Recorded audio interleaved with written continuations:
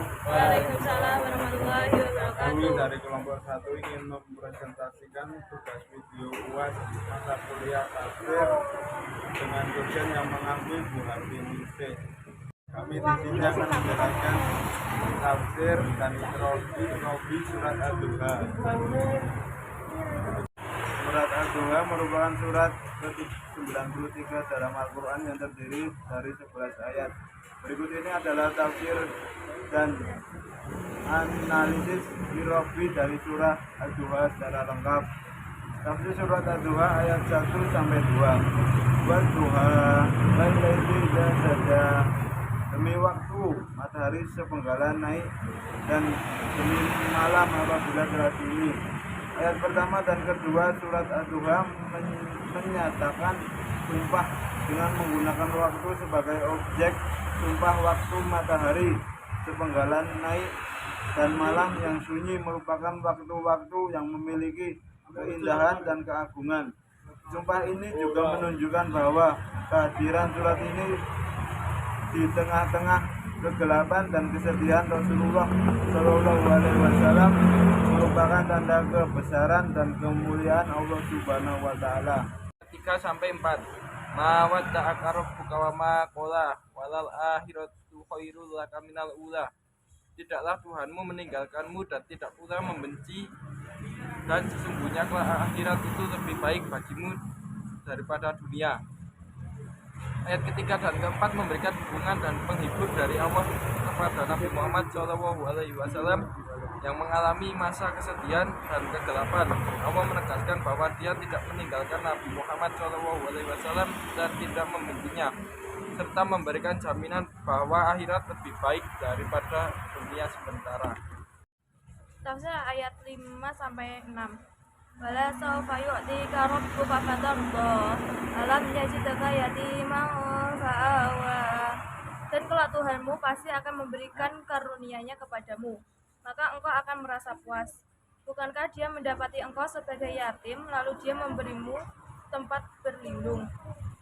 Ayat kelima dan keenam menguatkan keyakinan Nabi Muhammad SAW bahwa Allah pasti akan memberikan karunia dan kasih sayang-Nya.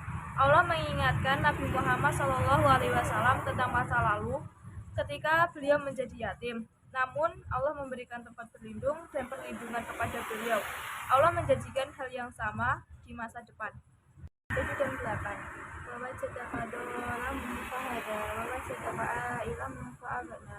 Dan Dia mendapati engkau bimbang lalu Dia memberi petunjuk, dan Dia mendapati engkau dalam keadaan miskin lalu Dia memberi kaya. Ayat ke-7 dan ke-8 menegaskan bahwa Allah telah memberikan petunjuk kepada Nabi Muhammad ketika beliau merasa bimbang dan kebingungan, serta memberikan kekayaan ketika beliau berada dalam keadaan miskin. Ini merupakan bukti nyata dari kasih sayang Allah kepada hamba-hambanya yang berserah diri kepadanya. Dan ayat 9-10 yang berbunyi wa ammal yatima fala taqhar wa ammas sa'ila fala tanhar. Sebab itu janganlah engkau menghardiki anak yatim, dan janganlah engkau menghardiki orang yang meminta-minta. Ayat ke-9 dan ke-10 menekankan pentingnya perlakuan yang baik terhadap orang yang lemah dan membutuhkan. Nabi Muhammad SAW ditegaskan untuk tidak memperlakukan anak yatim dengan kejam dan tidak menghardik orang yang meminta-minta. Ini adalah panggilan untuk memperlihatkan kepedulian dan kasih sayang terhadap orang-orang yang berada dalam situasi yang sulit. Ayat 11. Wa amma bi ni'mati rabbika fahaddits. Dan apapun nikmat Tuhanmu maka ceritakanlah. Ayat terakhir memberikan perintah kepada Nabi Muhammad SAW untuk menyebarkan kebaikan dan menceritakan nikmat-nikmat Allah Subhanahu Wa Taala yang telah diberikan kepadanya. Ini adalah panggilan untuk memperlihatkan rasa syukur kepada Allah Subhanahu Wa Taala dan untuk menyebarkan kebaikan kepada orang lain. I'rabi surat Ad-Duha. Pertama, buat duha, isim mausul atau objek sumpah yang berarti waktu matahari sepenggalan naik. 2. Walai idza saja, isim mausul atau objek sumpah yang berarti waktu malam apabila telah sunyi. Yang ketiga, mawadda'aka fi'il madi atau lampau yang berarti tidak meninggalkanmu. Yang keempat, wa maqala fi'il madi atau lampau yang berarti tidak membenci. Yang kelima, wala saufa berarti tidak atau panggilan yang berarti kelak. Yang keenam, yu'ika fi'il mudhorik atau sekarang yang berarti akan memberikan karunianya kepadamu.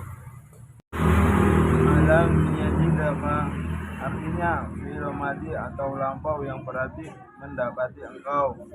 Ayat 8, fa'au fi'il madi atau lampau yang berarti memberi tempat atau berlindung. 9, fa'ammal yatim isim mausul atau objek yang berarti yatim. 10, wala taqhar fil amr atau perintah yang berarti janganlah menghardik. Wa ammasa alam yajidaka fil madi yang berarti mendapati engkau. 8, fa'awwa berarti fil madi yang berarti memberi tempat berlindung. 9, fa'ammal yatima isim mausul atau objek yang berarti yatim. 10, wala taqhar fil amr atau perintah yang berarti janganlah menghardik. 11, wa ammas sa'ila yaitu isim maf'ul atau objek yang berarti orang-orang yang meminta-minta. Fala tanhar fi'il amar atau perintah yang berarti janganlah menghardik. Wa amma bi ni'mati rabbika isim maf'ul atau objek yang berarti nikmat Tuhanmu. Fahadith fi'il amar atau perintah yang berarti ceritakanlah. Jadi dari kelompok kami kurang dan lebihnya kami mohon maaf. Dari taufiq wal hidayah. Waalaikumsalam warahmatullahi wabarakatuh.